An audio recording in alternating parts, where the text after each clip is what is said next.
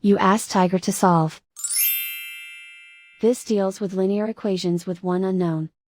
The final result is y equals -3.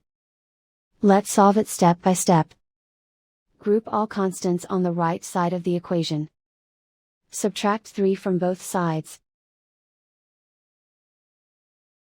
Group like terms. Simplify the arithmetic.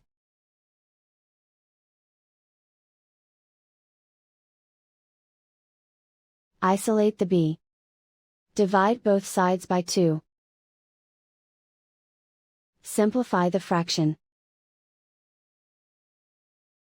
Find the greatest common factor of the numerator and denominator. Factor out and cancel the greatest common factor. And so the final result is y equals -3.